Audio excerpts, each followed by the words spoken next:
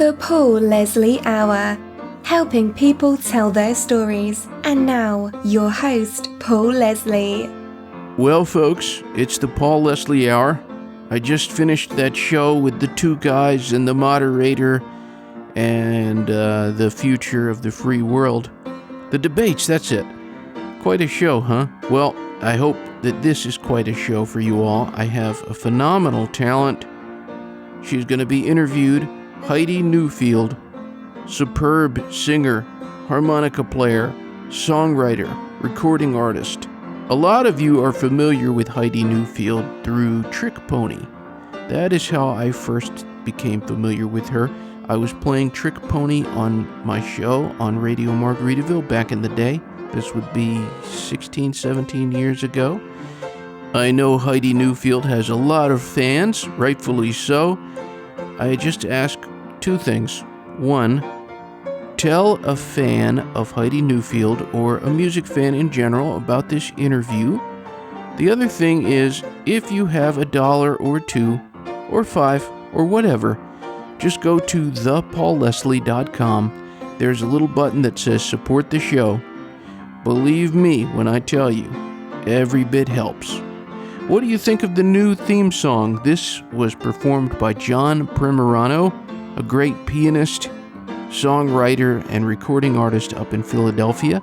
But this is him playing the song Carina Carina, the old blues song. Pretty appropriate considering Heidi Newfield's album, which we're going to get into in just a moment. I won't keep you waiting.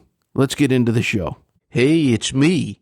Ladies and gentlemen, we have with us a sensational artist. Heidi Newfield has recently released the Barfly Sessions Volume 1. It's not like anything I've heard. For those who like blues music, you should get familiar with this one. The songs are great. Heidi's voice is powerful. Heidi co-wrote 12 of the 14 songs, and she co-produced with the legendary Jim Moos Brown, who some of you might remember as a past guest of ours. It's an honor to finally speak with the talented vocalist, guitarist, harmonica player, entertainer, and recording artist. Ladies and gentlemen, the inimitable Heidi Newfield. Thank you so much for being here. Wow, Paul, thank you for the fabulous introduction. It's good to be here. It's an honor. So how are you feeling on this day in October? Well, you know, I have to say that I really do wish I could click my heels and just clone this gorgeous, crisp October weather and have it be like this about 6 months out of the year. It just couldn't be prettier right now in Nashville. And not too hot, not too cold.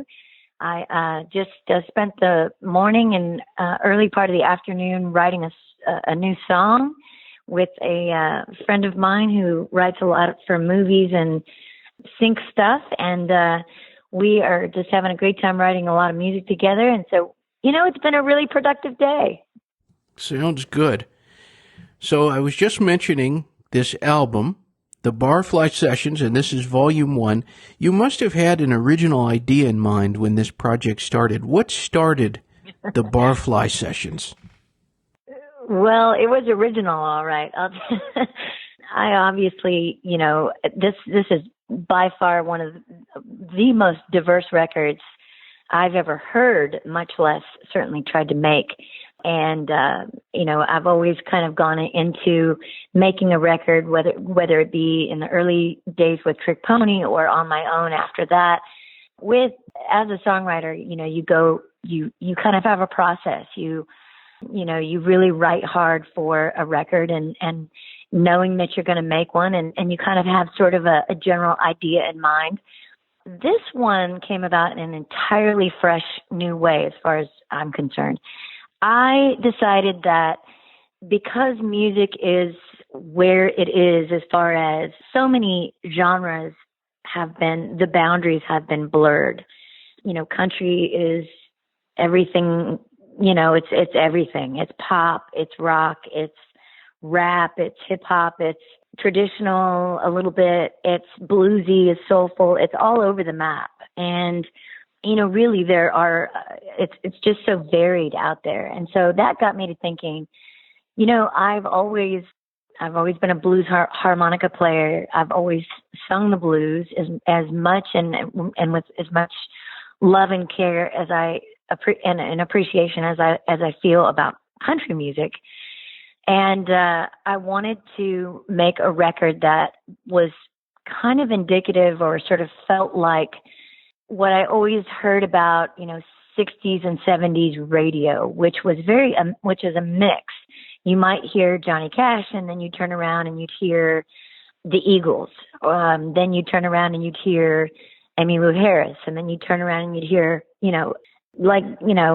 Aerosmith singing, Sweet Emotion or something. It was really kind of a mix of great music.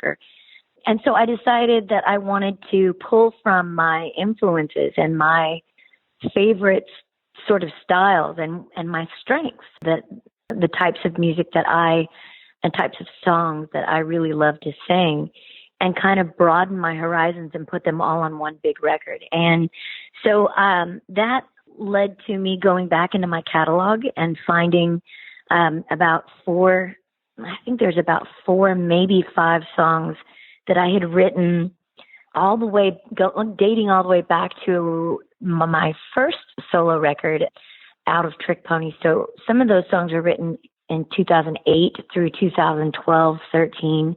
And I had a few of those that I just kind of knew were special and that I didn't really want to pitch to anybody else. I just wanted to kind of keep them to myself, hoping that somewhere down the road they'd fit a specific project.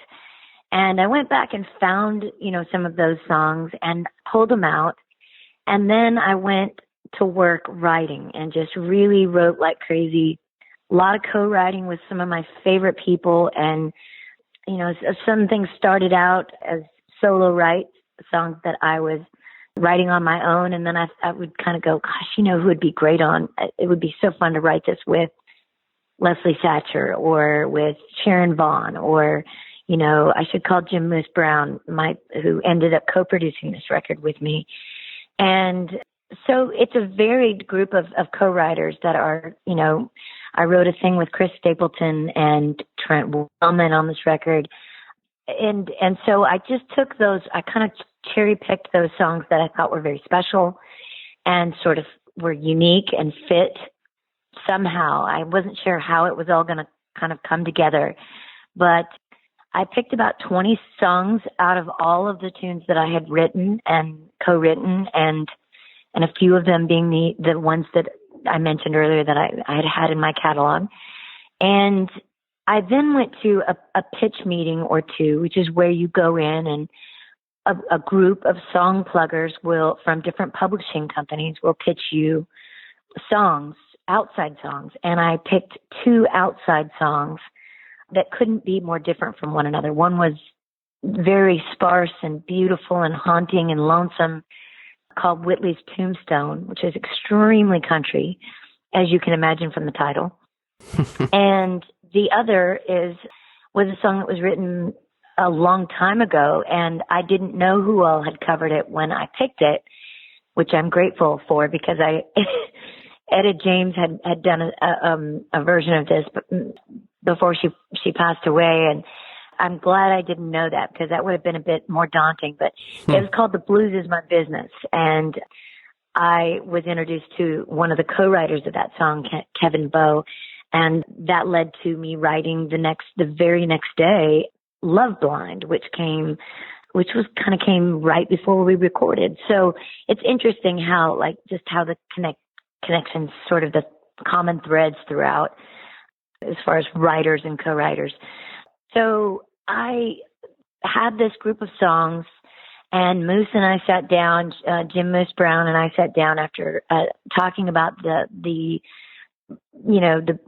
depth and the idea behind this record being a big record, that we just kind of picked a band that was like-minded, that could twang with the best of them, because there was going to be some really country honky-tonk Texas Roadhouse kind of feels, and then there was going to be some really, raw soul blues, and there was going to be and almost rock kind of flavored stuff, and there was going to be some singer-songwriter, kind of almost folk or some more delicate and fragile pieces. And so we needed to find a band that fit that, that was really broad-minded and had a big bag of tricks, so to speak. And we did, and we went through, and it was so fun picking the players. And, Michael Rhodes played the electric bass, and Dave Rowe played all the upright parts, who played with Johnny Cash and Dwight Yoakam and many others. And Michael Rhodes has been with everybody from Jeff Beck to Emmylou Harris to you name it. So these are all people who are really broad-minded when it comes to their music, and they like to listen to a lot of different music like I do. And we went in and kind of sort of denned up together, and everybody just sort of became my band for about 4 or 5 days, and we made this record and sort of began to build it. And then there were a couple of things that just screamed out duet, and a couple of things that screamed out, Jim Lauderdale on this Bakersfield thing called I Could Fall For You. I was like, Jim's steeped in that kind of music, and he would be so great on that. So I called him, and he came in, and I called Kenny Vaughan, who is with the Fabulous Superlatives, and before that has been with some pretty famous bands all the way through. He's a stellar guitar player, and has been with Marty Stewart for years now. And he came in and played some D-Bender twang Telecaster on that. I called Delbert McClinton, and I said, hey, I got this blues tune. I sent it to him, and he loved it. And he came in and joined me on that. I called my buddy Randy Hauser and said, I've got this song called Whitley's Tombstone, and it seems to cry out as a duet. And he immediately laughed, and he said, Heidi, I know that song. I was almost going to cut it on my last record. So there was, again, it was just a really fun, collaborative group of people and putting the pieces of the puzzle together. But the whole idea really, in a nutshell, Paul, was that I just wanted to make a record that when you turn it on from the start, it's sort of the way it turned out. It sort of slaps you in the face and makes you, pulls you in with this kind of raucous, rock kind of thing. And then it rolls into a soulful kind of almost Etta Jamesy kind of thing. And then it rolls into, a little bit of a rockabilly country flavored thing, which I'm known for. And it goes on from there. And it somehow, even with all the diversity, has this, it flows. And it, even though it's so unique and big and varied, it's really fun. You want to listen to it from start to finish because you have absolutely no idea what's going to come next. And everything is so different from the other. And yet somehow there's this common thread, which is, of course, there's a lot of harmonica and of course my singing. And I really get to kind of let my hair down on this record and get to sing, and really kind of everything from belting things out to some really breathy stuff and way up my falsetto and just really getting to play with my voice, which is a lot of fun. So that's basically the gist behind it is no rules. Like, let's just go make a cool record. Well, congratulations on this record. And as you've mentioned here, you have songs that you wrote with some of the greatest songwriters alive. And as you also mentioned, a great producer, Jim Moose Brown. The very first time I ever went to Nashville, I met Jim Moose Brown the very first day. And I'm hoping... Oh, wow. Yeah, pretty lucky of me. But how did you come to meet this guy who, I should tell all the listeners, he's an incredible musician, a great producer. He's produced by, as you've been hearing, our guest Heidi Newfield, but also Lucas Nelson. He wrote the song It's 5 O'Clock Somewhere, one of the most successful songs of the last decade. How did you meet Moosey, baby? He's, one other thing that we should point out about Jim Moose Brown, and we'll just call him Moose from here forward because that's a lot of names to, that's a lot of breath there. He's also the band leader for Bob Seger and the Silver Bullet Band. He's been with Bob for about 16 years now, maybe That's right. 17 years. And people largely know Moos in Nashville and the Muscle Shoals area and all throughout as a phenomenal, what we would call A string. Like he's the top of the pile, if you will, the top of the top level B3 Hammond and piano player. He's a really phenomenal piano player. But he also, people don't realize he's he's really, really quite talented on multiple instruments. And he's a great guitar player. He can sit down and do some cool stuff with drums. He can pick up a bass. He's really multi-talented. And he even sings, some harmonies as well. So we had some fun with that. But so he was actually on tour with Bob Seger doing a farewell tour for maybe the last 6 months of me working on this record. So it was wonderful collaborating with him because he trusted me and knew that I knew what I was doing, and I'll tell you how we met. But, and I had some sessions where I had, Delbert McClinton coming in, and he knew that I was taking care of business and that he didn't have to be there. I chose Vance Powell as my mixing engineer, and Moos had never worked with Vance. And so I think that was a new relationship for him, and he was really impressed. And I had Pete Lyman at Infrasonic Sound master this record, who, both guys are just everything from the raconteurs and to Chris Stapleton they're just really wide open as far as, rock, punk, country. They're all over the map as far as they've got really big ears, let's put it that way.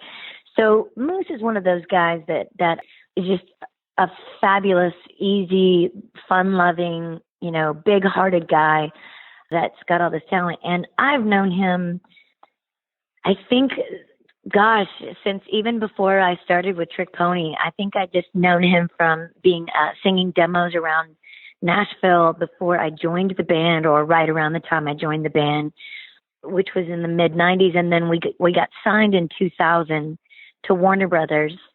And, I had always been a writer. So, of course, what you do is I would write tons of songs, and then I would cherry pick those, and I would do what we'd call like maybe a double session, or, sometimes an all day thing, like a double session with what we call a special, a couple songs extra added on there.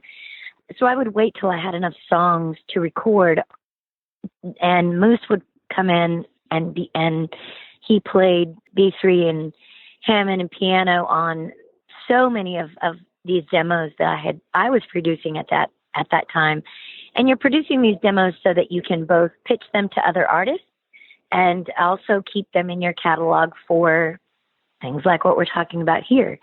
And so that you have a great representation of the song, and it's forever, on digital and or tape, forever down. So that's how I met Moos, was doing demos in town. And then of course, you meet each other at different benefits for Nashville is very much a community of musicians and friends and everyone from the industry. We kind of pull for each other. And when somebody's in need, somebody's, down on their luck, or they've had a car accident, or they've, been diagnosed with cancer or things like that, we kind of pull together. And Moos and I have been a part of a lot of benefits and those types of things to help others. So we've known each other for a long time, and I've considered him a friend probably first before anything else. And then, and a coworker. And so it's just a natural fit because he's got such a big aptitude for all kinds of music. And when you talk about country music specifically, I think Moos and I are both kind of, even though I'm talking about rock and I'm talking about all these other sort of genres, we both are really true, almost what I'd consider purists when it comes to country music. I mean, there's a deep appreciation for the instrumentation, for the authenticity, for the way a song goes down. And neither of us, we both were very, like I said, kind of like-minded in the way we like to cut, which is I don't really care for records. I don't lean towards records that sound polished and perfect, and what we like to call kind of canned. So it sounds like the producer has asked the singer to sing it 102 times, and it sounds like the producer has moved this guitar part over here to this, and it sounds like everything is so perfectly in sync. We are kind of the opposite. We kind of like the record to feel, when the listener listens to it, I want it to feel like you're literally in the room with us, and you're on the cutting room floor with us. And you're hearing this, and because I think even though people are hearing it over the radio, or they're hearing it on a podcast or on their phone, or however they get their music, there's still an exchange of energy there. And if a record is canned or polished up and made to be so perfect, then it loses a lot of that natural energy that you get from like a live concert, for that matter. So we both are big fans of, go red and let the band do what the band's going to do. And let's see what happens. If we don't like it, we can always recut it. We've got nothing but time. So that's kind of our attitude about cutting records. And we have that in common. Had he been of a different, kind of mindset, and he was one of those guys who, there's lots of great producers that are big on, really, really going over everything with such a fine-tooth comb that it sounds so impeccable and so perfect. There's room for that too. It just so happened that this record and the type of music we were cutting needed to have more of a raw, sort of in-your-face, cutting room floor kind of energy to it. And Moos was the perfect guy for that. And I have to say, you guys, you pulled that off. And I know, and I feel exactly the same way that you do. There have been times I've made people mad because I've told them, I've said, I really like the finished track, don't get me wrong. But the demo was awesome. Yeah.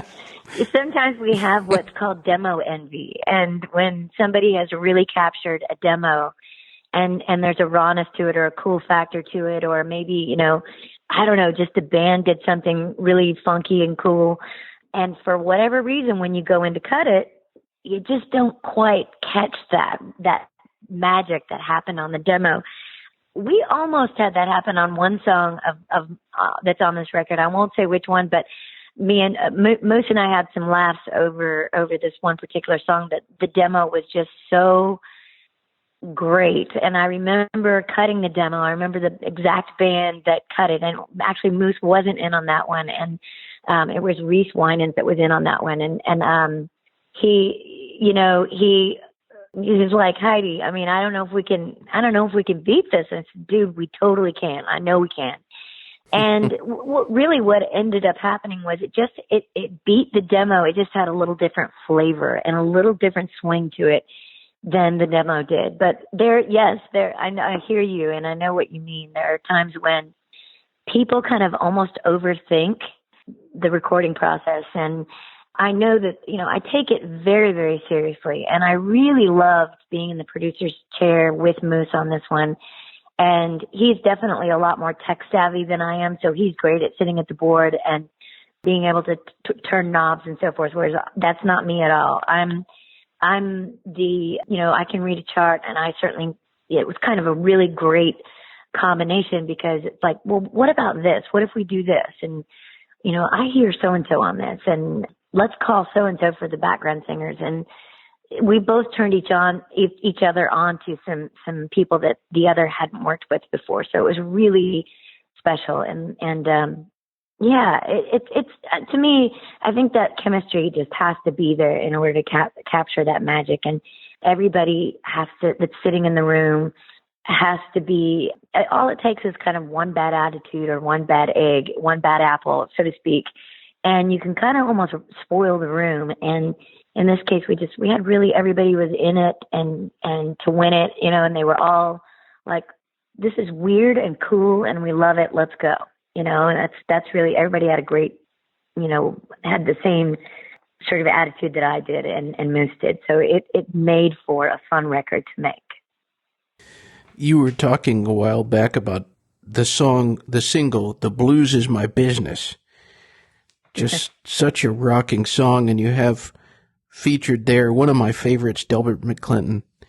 And I was familiar with the Etta James version from back probably going on about 20 years ago. Yes, it is. And I now am too. I've now listened to her version after I cut mine. So what was it like to be sharing an experience in the recording studio with Delbert McClinton? Well, I mean, you know, in a word, a blast. It was just a blast. And I was honored that he loved the song and that he came in with, you know, with verve, and, you know,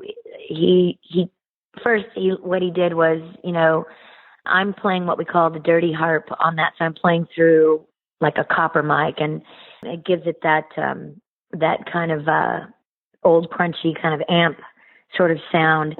And Delbert wanted to blow some, I said, you know, do you mind if I blow some harp? I'm like, hello, you're one of my, you know, harmonica gurus.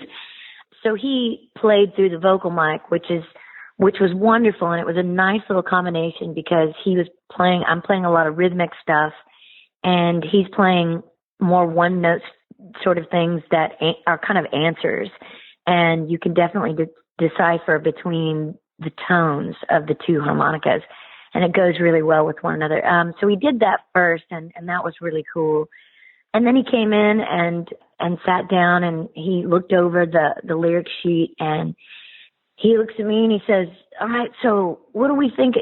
How do you want to do this? And I said, Delbert, you know, honestly, I'm not going to produce you at all. I just said, you know what you're doing. I don't have to produce you. And he kind of was like, oh, you know, really, seriously, I want you to give me some direction. And I said, okay. So I kind of sat down on the floor, kind of by his chair. And so we went from top to bottom. And how about if you take this whole second verse, and then let me take the third verse again, and then you come back in on each of these choruses, and then let's do a kind of a candid thing at the end where we're just kind of doing that talking thing back and forth, and just whatever comes out of our mouths comes out of our mouths, which can be kind of scary because you don't want to talk over each other. And so I was very cognizant of that, and sort of tried to still have the energy, but we were right there in the same room and on the same microphone, you know, kind of chatting back and forth. And it ended up working out just perfectly what he said and what I said. And that's how it went down. He's like, okay, he goes in and he lays his part down, and he's just such a, he's not a man of a lot of words. He doesn't come in there blabbering, and, you know, he's not a kind of a, he's not a guy that's going to do a whole lot of chit chat, you know, and he's not a BSer or anything like that. He's just a guy who has been there and done that. I mean, the man has lived through so many miles and on every level of the music industry. I mean, he's been through every ebb and flow that you can imagine. And here he was, you know, at this point, I think he's 79 now, and probably wouldn't mind me saying this. At 78 years old, you know, he's the Americana Artist of the Year. He's just come out with one of the best records he's ever cut, and with Tall, Dark, and Handsome is the name of the record. And it's a killer record. And, you know, he's got this voice where he walks up to the microphone. He's not a mover and shaker on stage as much. But whether he's blowing harp or whether he's singing, he's just got a timing and a tone and a phrasing thing that is all his own. And he kind of has, like, when I listen to Delbert, from the early stuff all the way to now, with the full horn sections and all that section, I should say, and all that, it's like Texas Roadhouse blues meets soul, and with a little country mixed in. He's got all the feels, you know.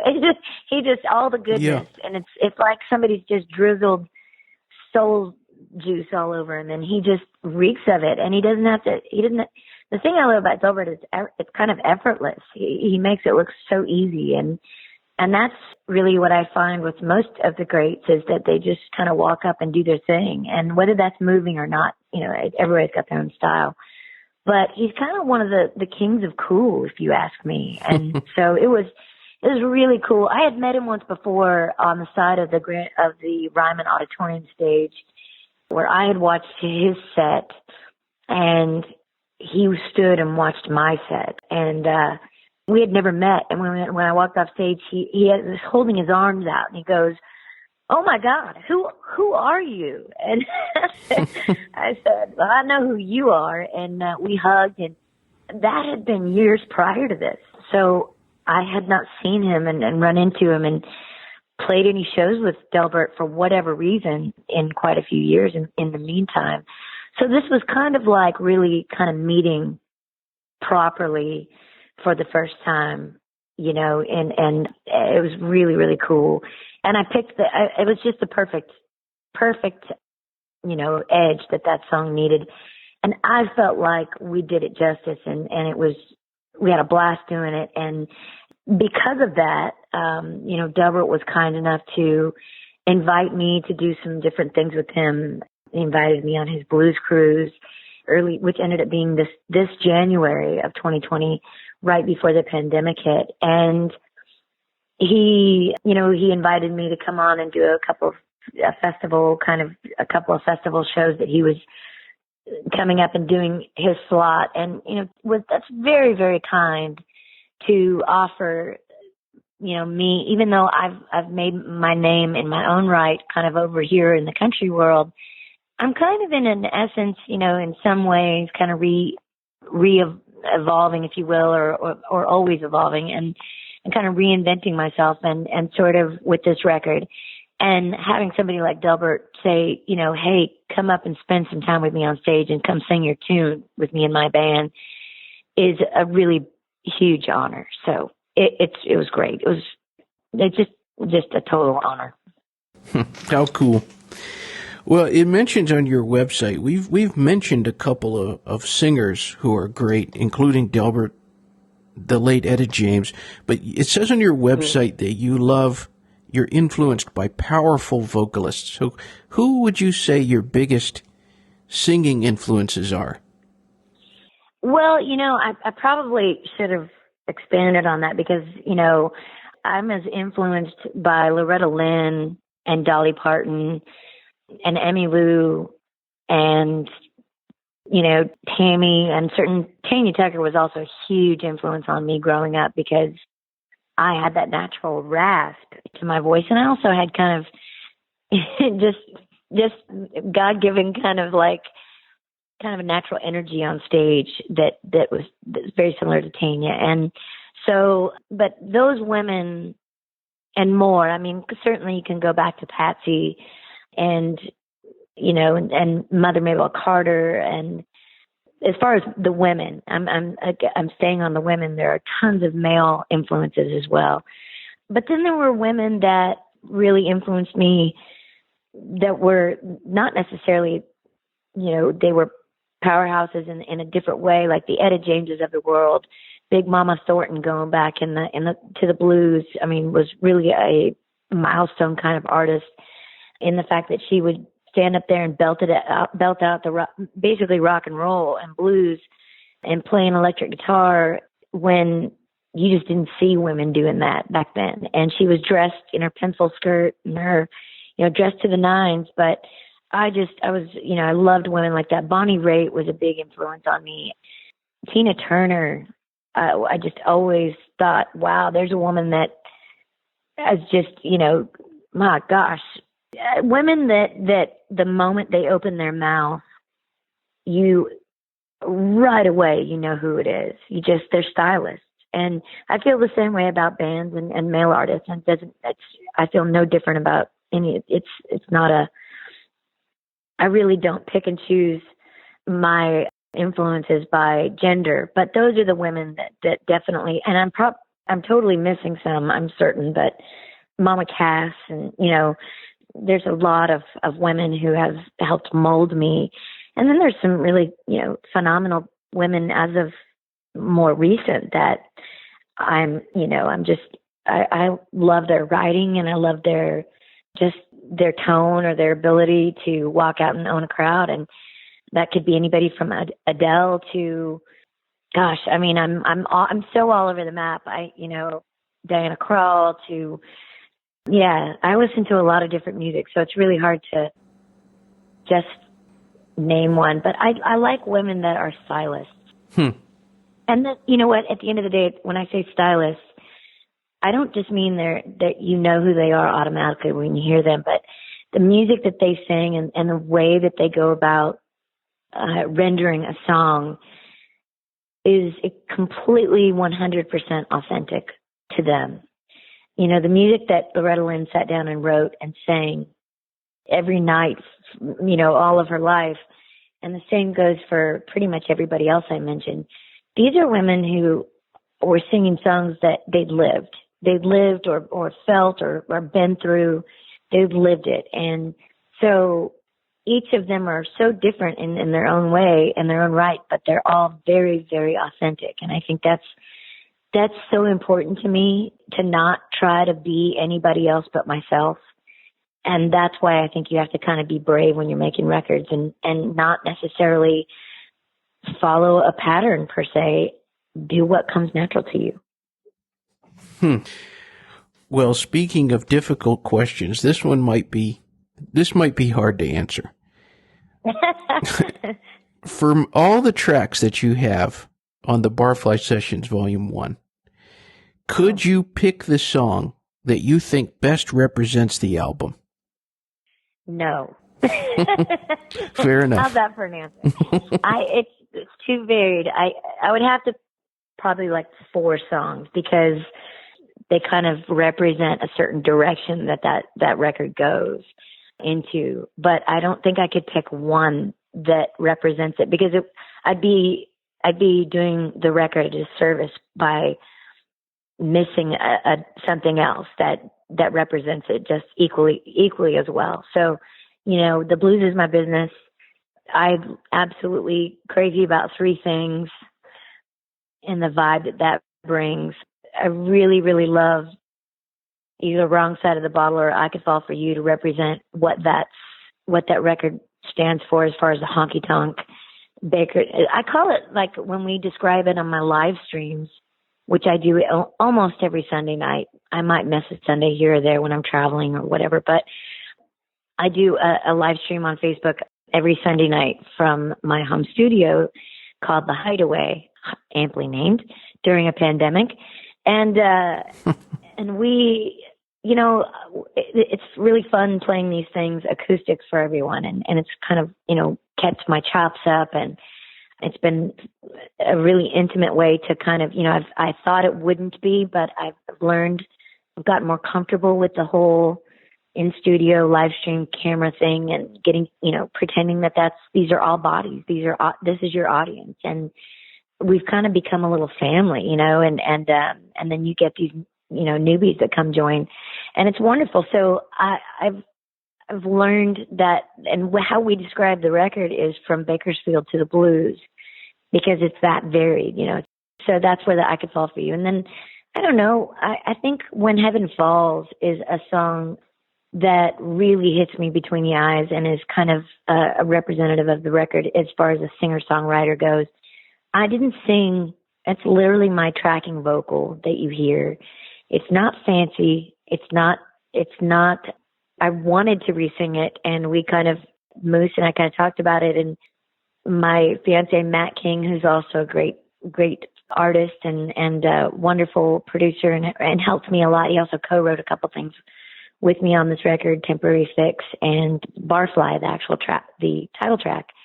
He co-wrote with me, but we all talked about it, and it was like, don't touch that vocal, because there was sort of a longing and an aching and a timing to that vocal that we just kind of wanted to leave alone. So all I did was just go back in and lay my own harmony, like a harmony part over the top of that. That song is really, it's a song about, I had written that with Chris Stapleton and Trent Willman back in, I think, 2010. So it's 10 years old, and almost exactly. And I had kind of forgotten about it. And then I was searching and I was like, oh man, especially right now during a time in this world when we're going through all of this stuff, it's a very weighty, daunting time with a pandemic and an election and all the unrest and the fires and the floods, and God knows there's some biblical stuff going on here, and it's pretty intense. And when Heaven Falls, really, it's completely every kind of version of the feeling of loss, and of what it feels like, what it sounds like, what it looks like, what it hurts like. And it originally spurred off of the loss of my mom. And I had been kind of carrying around some grief that I didn't realize I was carrying around from her loss in 2004. And I'd been working so hard. And on the road, I really hadn't properly grieved her. And that day, we had already written another song that was really good, actually. But the day was still young. And so I threw that idea out, and Chris just started playing kind of the bones of that melody that I had and that I was singing to him. And he laid his head back, I'll never forget, and said the first lines, it's the burning of an angel dam that lingers in the souls of man. It's the anger and the alcohol. That's how it feels when heaven falls. And I just went, okay, all right, we're off. And we just, hopped in and it became something very special. And I've gotten a lot of really wonderful feedback from that song and the rawness of it. It's got an aching, feel to it. So I think that is important and hard not to kind of pinpoint. You were mentioning a moment ago about these live virtual things that you've been doing. Mm-hmm. Is it hard to connect with people, your fans, in that way? It was at first, Paul. The first couple of times that I did it, I wasn't quite as comfortable. I didn't feel like the stage has always been home for me. I am just, it's a very, very natural place and comfortable place for me to be, even when, and inevitably when you play out, as and you're on the road as much as I'm used to being, even when you don't have the perfect show, or maybe something technical goes down, or it could be anything. You don't feel well or something. Even the worst show is still a really great day for me, because I get to do what I love to do, and I feel really blessed to be able to do that. So changing the transition to going from that natural exchange of energy that happens between an audience, a live audience, and you up on stage and your band, or whatever configuration you're doing, it's palpable. You can feel it. It is. I get as much from them as hopefully they get from me, and there's this natural bouncing back of it's like dodgeball. Basically, you're throwing this energy at each other, and it's wonderful. It's really, really what it's all about. Now, to move that to we've basically changed our home studio into a live streaming studio. So now it was a big learning curve, but and I'm so grateful that Matt is naturally more tech savvy than I am, and so he just dove into all these tutorials and all these different things, learning a lot about lighting. And I was into photography, so I had bought a really nice camera, and we went and bought a few other lenses for it, and we kind of just started playing around in the studio, and kind of stream by stream, I became more comfortable with that audience being behind the lens. And it is kind of fun when you are, you're playing, and, it's kind of the wrinkles and all, like, you're going to mess up or have a moment when you're playing acoustic. It's live, so I found that people have more fun when you just don't let it be more like a set list and let it be more like like you're sitting around a campfire. And so there's conversation in between. I like to acknowledge everybody. I'll scroll down and read who's all on there. I'll answer their questions. I'll throw in, play some of their requests, and then, jump back on and play something else, and then do a giveaway. I'll answer. It could be anything from movie trivia to something to do with the Barfly Sessions. So, that's always great to kind of keep people hooked on this record and paying attention. And so, it's I can say that it's become more comfortable as time has gone on, but it is very different. And it has made, I think, all of us, I don't think there's an artist out there that could say that they don't miss playing live. I miss it very, very much. And so this year has really galvanized that in to all of us as artists and live performing artists, how much we miss the stage and miss that, that experience that happens that you can only get from being there and at that place, at that time, with those lights and, wearing that outfit with that band.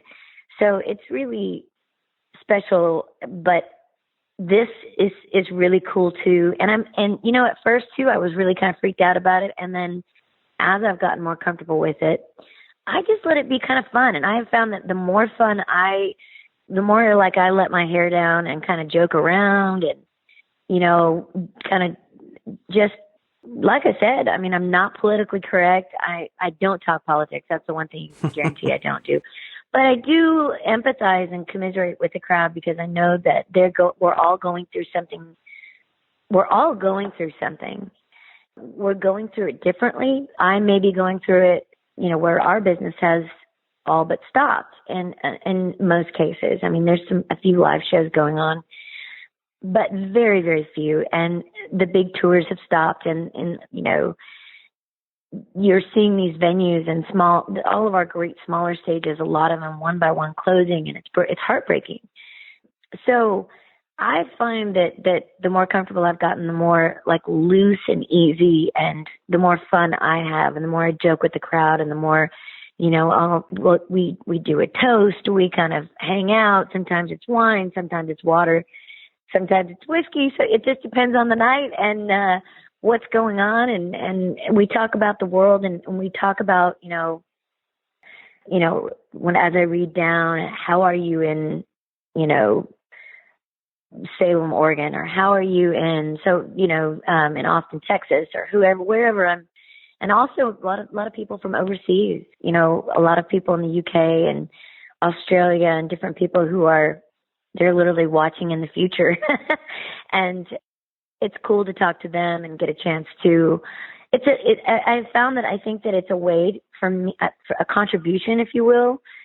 It's a way for me to feel like I'm contributing something in a time when you feel really helpless.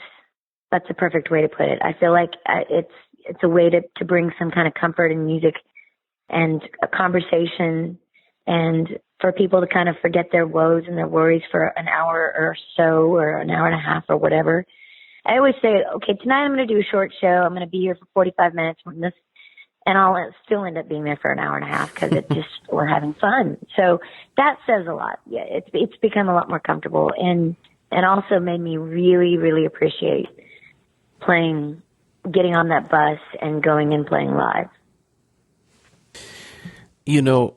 Anybody out there, if they want to get in on these shows, and if you want to find out more about the album, you can go to HeidiNewfield.com. And while you're on HeidiNewfield.com, there is something that you can read that I really, really enjoyed. It's an interview that you did with Twangville.com. Oh. And the title of You're it... good. Oh, thank you. God bless you. The title of it is Heidi Newfield on Twizzlers and Never Having a Plan B. Really interesting, and the questions revealed things. One of the things that it really caught my eye was when you said that when you came to Nashville, you were waiting tables. You were at a place called The Boundary, and I immediately felt like we were in a club together because I did 7.5 years in the service industry, and we're all in a fraternity or a sorority together, however you want to look at it. And my question is this. You said I made good money back then, which I did too. I did. Yeah. I made better money doing that than when I first joined Trick-Pony. Isn't that something? Isn't that great? Well, you know how it is. It's like we were a van and trailer band at that point. So you hit the road and, we worked really hard and we did our own driving and all of that. Like we paid our dues, and we had paid our dues even long before that individually. So yeah, I was used to having, good weeks where I was counting the Hunskies, and then you jump into playing with the band and you're a trio, and your overhead, your fuel, and all that good stuff. So yeah, the first couple of years, I think I made better money waiting tables. Interesting. How would you describe Heidi Newfield at that time when you got to Nashville? You were working waiting tables. Who was this girl, Heidi Newfield? Oh, well, that's a really good question. I've not been asked that question before. Let me think for a second. Who was Heidi Newfield? Ironically, I would tell you not much different than the woman you're talking to right now. Just, the old, I wish I knew what I know now kind of thing. Oh, yeah. I guess I'm glad that I didn't, because I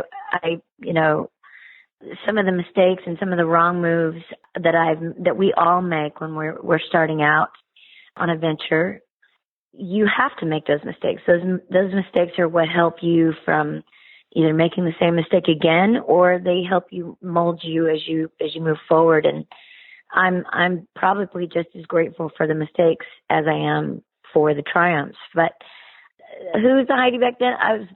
I can tell you this. I was more not as comfortable with being a boss. I was more comfortable with being a friend. So I've learned over the years that how to balance that, and that there is a very natural and comfortable way to handle yourself where you don't demand anybody's respect. That's not the way to do it. You don't push that on anybody. You have to kind of earn it over time, but you set an example and you go by that, and you also set healthy boundaries for yourself. I didn't know how to do that back then. I was just kind of like this bouncing, energetic, full of, I've always been, kind of look on the sunshiny kind of life kind of girl. And I still am that. I'm definitely more of an optimist. But so when it came to dealing with the band and there, if there was somebody that needed to be let go or something like that. And, before, even in the early Trick-Pony days when we had management and we had, people representing us and so forth that could do that job for us, there were things that I think a way that I could have handled myself that, I was always concerned about making everybody happy. And that included, everybody on our team.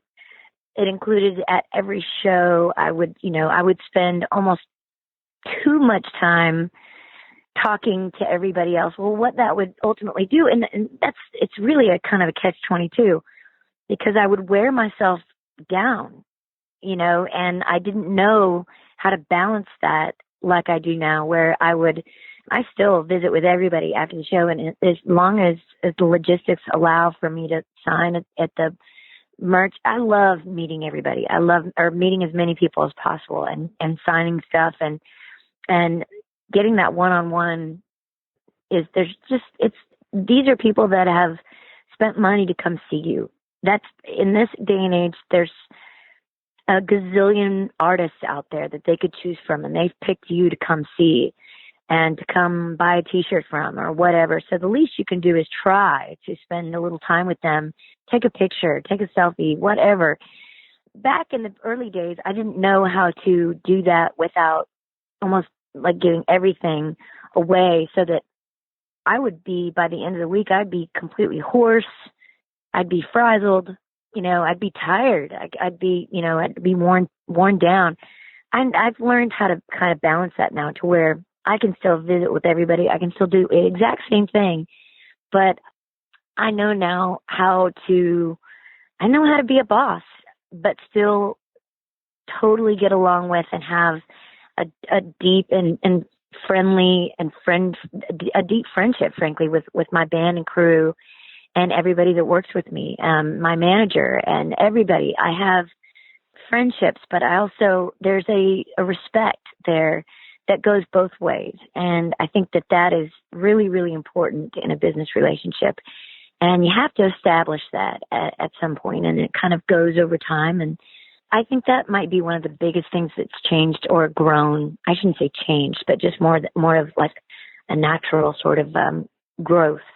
For me, it's just learning my learning how to maneuver without giving so much of myself away that I don't have anything left for myself or for the next night, for the others that I'm about to see. And then also, just like I said, how to balance the people I work with and the people, everybody from the label to you name it. Just, I don't know, I've settled down a little bit. Like I don't feel like I have to bounce off the walls in order to be noticed. That's how I would put that. Well, Heidi, thank you so much for spending time with us. I want everyone out there to go to HeidiNewfield.com. And I always like to end the show. I give the guest the stage. It's not limited to music. And there are people who are listening in who are big fans of you, but also people who they're just getting exposed to your music. What would you say to anyone who's tuned in with us? Wow. Well, I think right now, that the biggest message I want to get across to everybody out there is that right now it's really about being kind to one another. That knows no color, that knows no political side. We need to be a kinder, more patient world, much less nation. And I think that the one sort of thing that really helps people, I know it does me anyways, kind of, communicate that kindness is music. And so, I would say just, tune into your favorite music and immerse yourself in love with your family and your closest friends, and for everybody to be careful out there. And that to love one another. That's really what I think that's about the biggest message I could spread is, and always want to spread is, be kind, be forgiving, love one another, and don't judge. Leave that to God. Well put. Well, Heidi, thank you. My pleasure. What an honor to interview you. Thank you. You too, Paul. Thank you so much. You're a joy. And anytime you need anything, you know me and Brian, so you just reach on out. All right. That's a deal. Okay. All right, my friend. Thank you so much. You take care. Thank you. Thank you. All right. Until next time. Until next time. Bye-bye. Take care. Ba-ba doodly beep bop dee da dee bumpity boo rapati kanaza jip pop kila kanatsa gil bonda gula tinga jiga manga but this ya hunga a yaga saga back in the e daga go I got the inga rock tinga langa bo a kick oh goodbye.